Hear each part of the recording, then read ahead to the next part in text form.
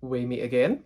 So today I'm coming at you with a part 2 of what's uni like in Newcastle. Basically the first one was, it did really well, so do I want to do another one? Of course I fucking do. Of course I do. So in this video I'm going to outline things that I didn't cover in the first one. So a lot of people in the first video asked a lot of questions regarding some things that I didn't mention or wanting to know about more things. So I'm going to basically include more information in this video and go into deeper talks about different kind of things and just kind of talk about what uni life is like in Newcastle for potentially you. Now that coronavirus has its end date of 21st of June, the world's your oyster, man. So I'm going to talk about the important thing first, which is nightlife. Personally, I think the nightlife in Newcastle is probably one of the best in the UK. I'm saying that because I feel like we have got one of the most friendliest cities, and I just feel like everything is so close together, so you don't have to get taxis everywhere. You can pretty much walk anywhere in Newcastle, to be honest. And what I've noticed with other cities as well is that you'll go to a bar and then the next place you want to go to, you're gonna have to get a taxi there or to the event or something like that, where in Newcastle you can literally save money and just walk wherever. So I'd definitely say that's one of the biggest perks about coming to Newcastle for the nightlife, is just you can save so much money on taxis and you can just pretty much walk everywhere. Yeah, so I would say obviously walking to different bars and clubs is probably the most beneficial thing you'll have when you're here. And the same for the takeaway after the night out as well. Obviously this video is hoping that everything opens again, because so many places have had such a hit. I feel like a few of the bars probably won't open again, but obviously that is really sad. But it's more room for new bars and new bits of life. So yeah, but I am going to share with you a few of my favourite bars on the screen. I would definitely check these out if these are coming. Really cheap, really worth it. And yeah, and it also caters to so many different kinds of music. You know, you can get trebs for £3 for £6. There's about 10 spoons. You might have heard an event called Oops or Swingers. That's probably one of the biggest events in Newcastle on a Monday night or a Thursday night. And basically it's just this big tunnel. Yeah, it's basically just, I don't even know how to describe it. It's just this tunnel, and then there's a strip club, but there's no strippers, and there's different rooms to get drinks, and it's do you know what it is? It's a bit all over the place. You'll probably be what the fuck when you first come, but you'll honestly keep going every week. It was so addictive. That's probably the one thing that I miss about being a student. They ask you how you are, you just have to say that you're fine when you're not really fine. Or the one thing I miss about having actual clubs open, because it was such a good night. Yeah, the only thing I would say is if you like your personal space, which I feel likes everyone after this pandemic, then maybe it's not the place for you. Yeah, but there'll be more alternatives for you. And from Monday to Sunday, there's always a night to go out, no matter what. That's another really good thing about this city. Some cities I've been to, you know, it doesn't really get good until it's the weekend, or it's just a random night a week and then that's it. Newcastle is Monday to Sunday, there's a night for everyone. Even Sundays are really good. I would say Sundays were probably the best. Actually, why am I lying? Probably not. I feel at one point I thought Sundays were the best, but then I'm actually I live for a Friday night or a Saturday. I prefer Tuesdays used to be good. Do you know what it is? Every night's good. Don't need to clarify it anymore. But yeah, there's loads of pubs, clubs, bars, places of heritage. Do you know what I mean?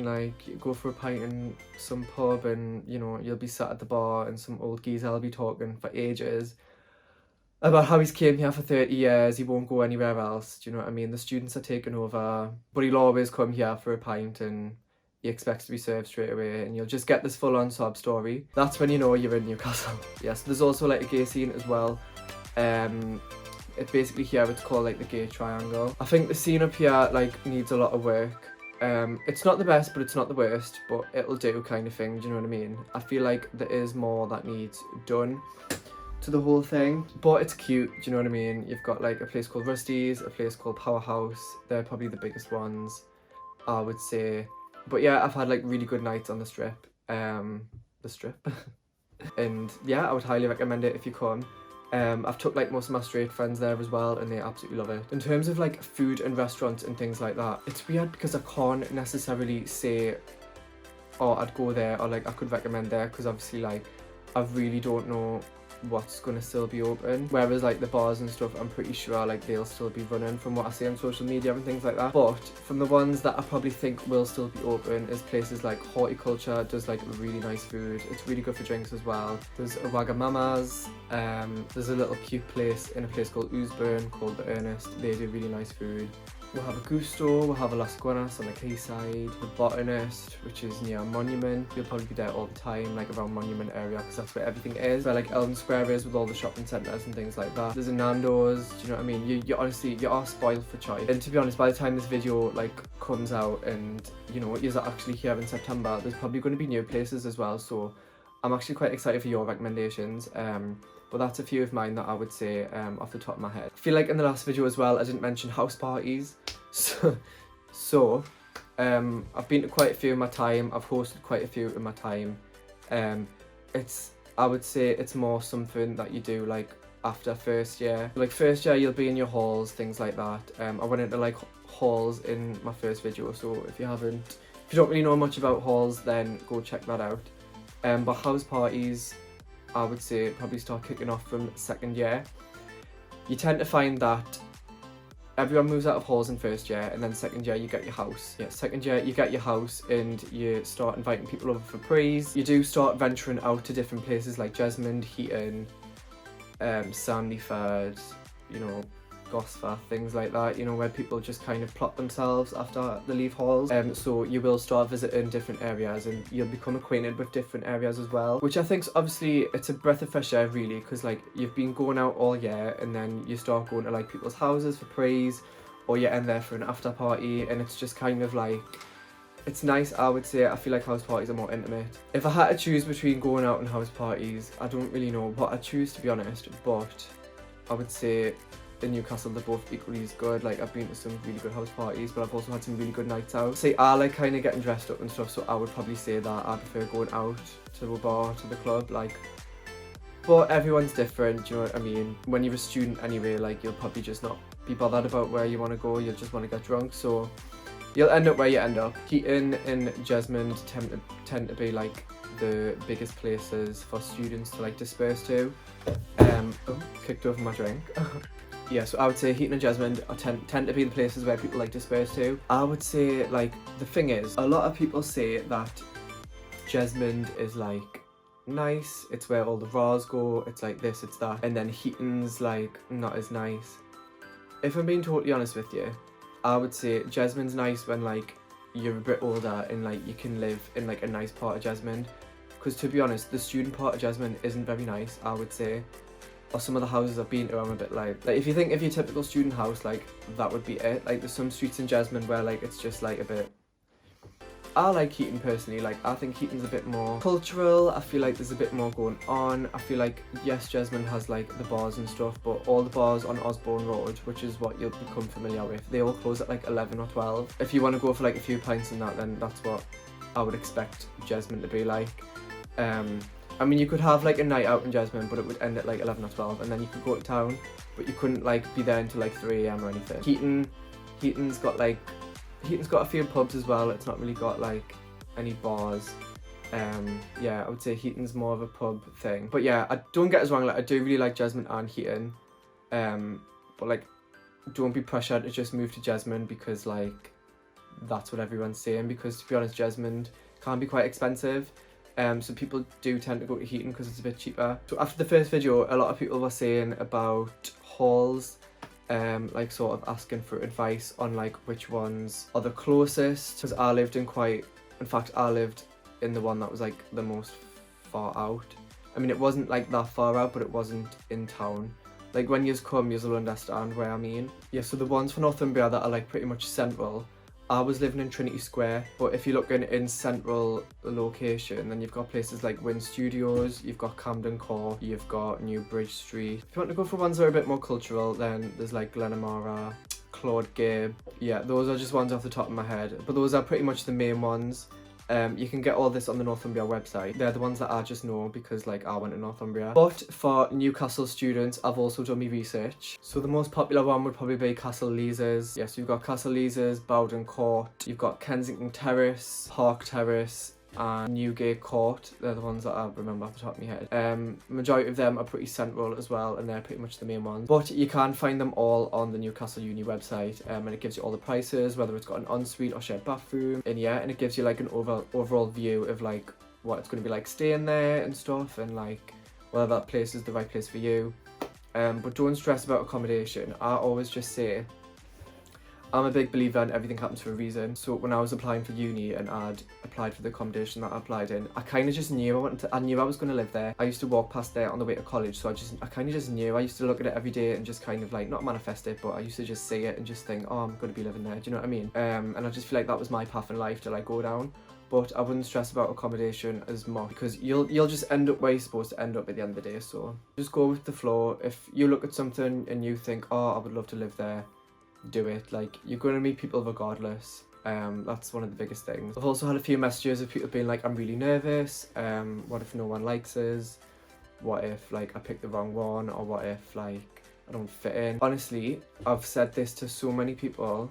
The one thing you've got to remember is that like nobody most likely will know who you are, say for you're coming from abroad, or you know, you're coming up from the bottom of the country, or wherever you're coming from. You know, like the thing is, you've got to remember, after school in sixth form and college, everyone just disperses. So like you want like, if I'm being brutally honest, you're probably not going to speak to the people you know you went to school with. But what really helped me was just remember that nobody knows who you are. This is your chance to rebrand yourself, or this is your chance to put yourself out there if you feel like you haven't as much in the past.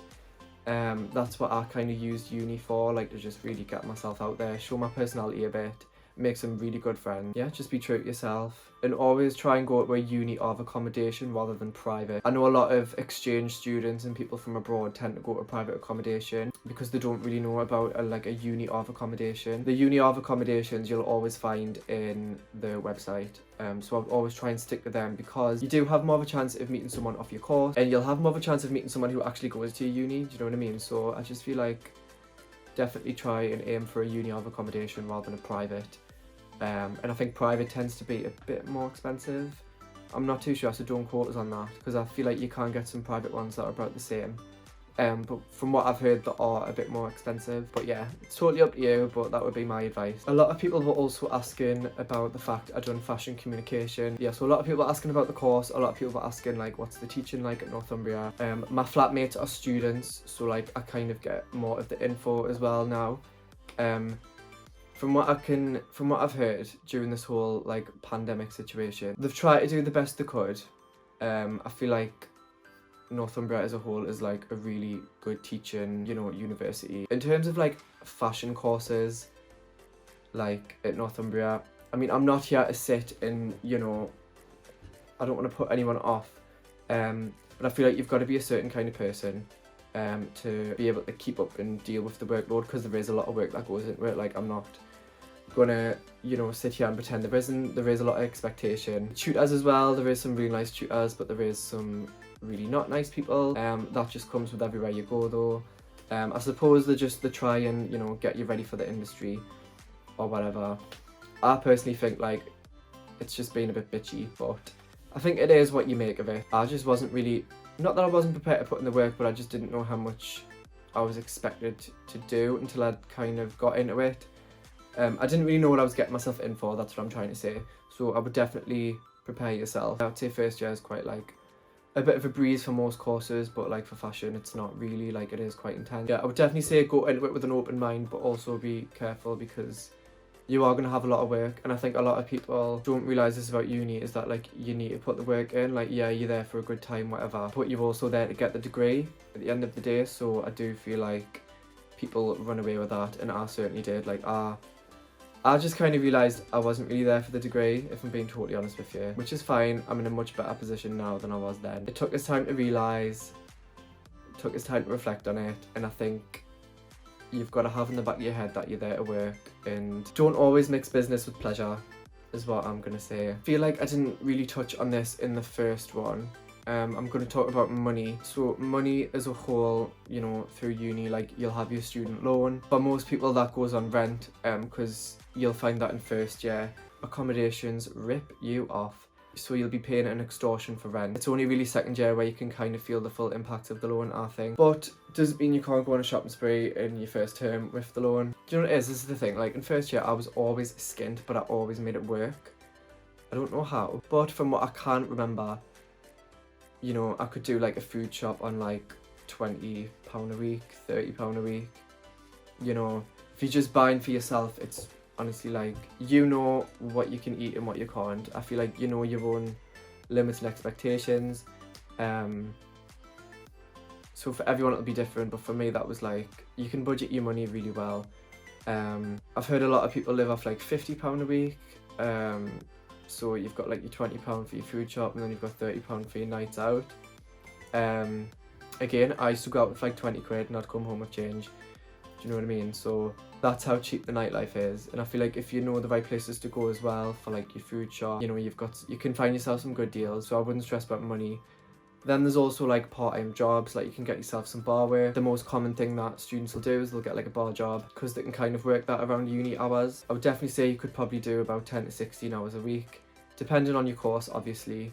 Some courses like they tell you not to work at all, so it might be a bit stretched. So I would definitely save up before you come. Yeah, most people just live off an overdraft. Because I know when you get a student overdraft, like they can go up to like 1.5k, interest free, and then you won't have to pay it off for years. I'm not encouraging you to do that, but that's what most people end up doing, because it is quite intense. It can get quite intense, you know, the financial side of it. But yeah, I would just say be wise. I would just say just have fun, like don't feel like you've got to like be strict on a budget, you know what I mean? You can make it work. I would just say just take each day as it comes and just work like that, because when you start like stressing about your finances and stuff like that, like that's when everything just gets a little bit too serious. Yeah, I hope this was a bit more of an informative video to kind of add on to my last one. I might do a few more of these, I might not, but it was really popular, the first one, so I thought I'd do another one. If you are watching this and you haven't watched my first video, go check it out. I went into like a lot more detail on different things there. This was just a little bit of an add-on. Hope everyone is staying safe and looking forward to the 21st of June. I wonder what everyone's going to wear. Me personally, like, I'm probably going to start planning my outfit pretty soon, to be honest. Yeah guys, light is at the end of the tunnel. Just got to keep looking forward. So yeah, thanks for watching, and don't forget to subscribe if you're new, and I'll see you all in the next one.